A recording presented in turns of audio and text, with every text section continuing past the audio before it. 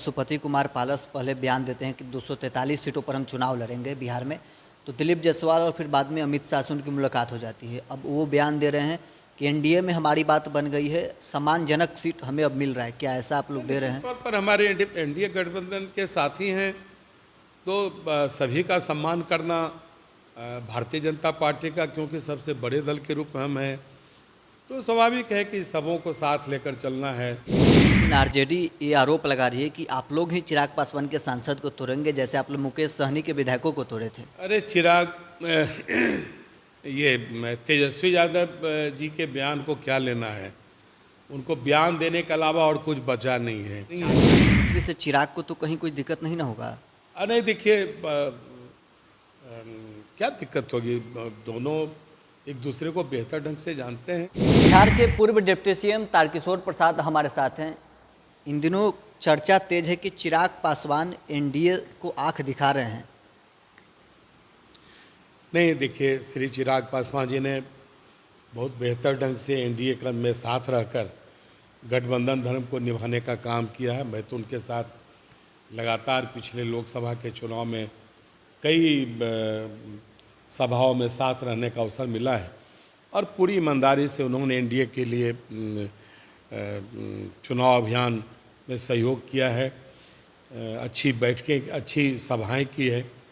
और जब गठबंधन है, अगर कोई कठिनाई किन्हीं को समझ में आएगा तो फिर आपस में बात करके उसका निदान करेंगे। लेकिन हमारे गठबंधन में इस तरह की कहीं कोई बात नहीं है।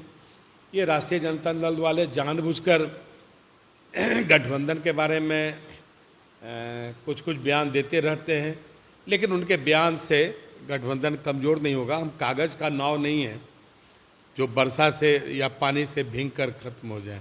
लेकिन Chirag Paswan back to back आपके 4 योजना का विरोध कर रहे हैं।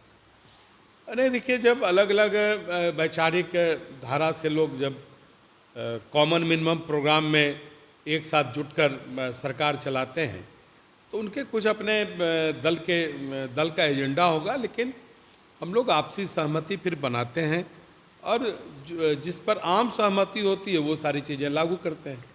चर्चा ये भी इन दिनों तेज है कि चिराग पासवान के सांसद है जो चिराग के रवैये से छोड़ कर जाने वाले हैं। नहीं, ऐसा नहीं है। सब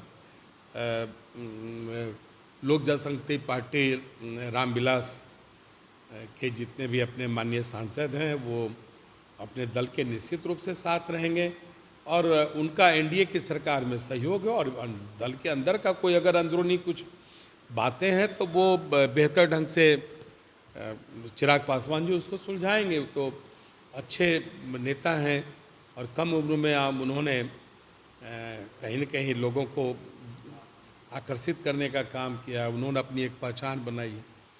इसी तौर पर मुझे लगता है कि श्री चिराग पासवान जी इन सारी चीज़ों को बेहतर ढंग से निपटाएंगे। लेकिन आरजेडी ये आरोप लगा रही है कि आप लोग ही चिराग पासवान के सांसद को तोड़ेंगे, जैसे आप लोग मुकेश सहनी के विधायकों को तोड़े थे। अरे चिराग ये तेजस्वी यादव जी के बयान को क्या लेना है?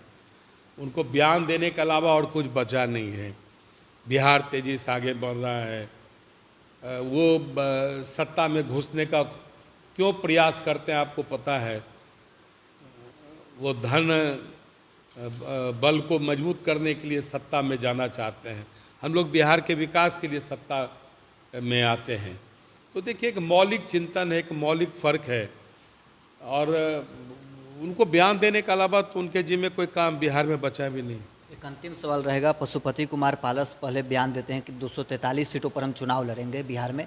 तो दिलीप जायसवाल और फिर बाद में अमित शाह से उनकी मुलाकात हो जाती है। अब वो बयान दे रहे हैं कि एनडीए में हमारी बात बन गई है, सम्मानजनक सीट हमें अब मिल रहा है। क्या ऐसा आप लोग दे रहे हैं? तौर पर हमारे एनडीए गठबंधन के साथी हैं तो सभी का सम्मान करना भारतीय जनता पार्टी का, क्योंकि सबसे बड़े दल के रूप में हम हैं, तो स्वाभाविक है कि सबों को साथ लेकर चलना है, सबों को सम्मान देना है और सबों का जो राजनीतिक क्षमता है उसके अनुसार सीटों का भी बंटवारा हमारा राष्ट्रीय नेतृत्व बेहतर ढंग से करेगा। ये राष्ट्रीय नेतृत्व के स्तर का मामला है, इसलिए इस पर बहुत टिप्पणी करने की हम सबों की आवश्यकता नहीं है। चाचा की एंट्री से चिराग को तो कहीं कोई दिक्कत नहीं ना होगा?